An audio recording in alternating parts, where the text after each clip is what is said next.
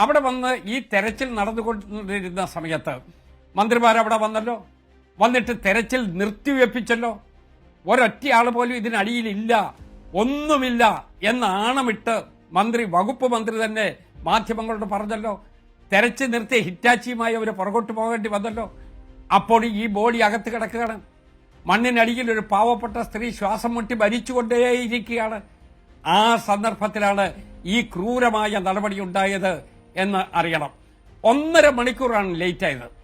1.5 മണിക്കൂർ സമയത്തേക്ക് ആ തെരച്ചിൽ നിർത്തിവെച്ച് പിന്നീട് ഈ മരിച്ചുപോയ ബിന്ദുവിന്റെ ഭർത്താവ് വന്ന് എന്റെ ഭാര്യയെ കാണുന്നില്ല എന്ന് ആവർത്തിച്ച് അലമുറയിട്ട് പറഞ്ഞപ്പോഴാണ് ഒന്നുകൂടി നോക്കാം എന്ന് ആളുകളെല്ലാം കൂടി ബഹളം ഉണ്ടാക്കിയത്.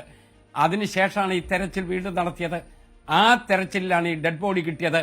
ഈ കൊലപാതകത്തിന്റെ ഉത്തരവാദി ആരാ? ഈ കൊലപാതകം ഡെർലിക്ഷൻ ഓഫ് ഡ്യൂട്ടി അല്ലേ ഇവിടെ നടന്നത്?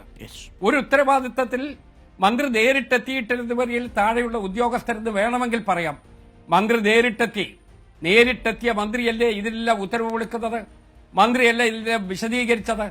എന്നിട്ട് മരണം നടന്നപ്പോ എനിക്കൊന്നും അറിയില്ലേ എന്ന് പറഞ്ഞ് തടിതിപ്പിപ്പോകുന്ന ഒരു മന്ത്രി കേരള ചരിത്രത്തിൽ ഏതെങ്കിലും കാലത്തുണ്ടായിട്ടുണ്ടോ?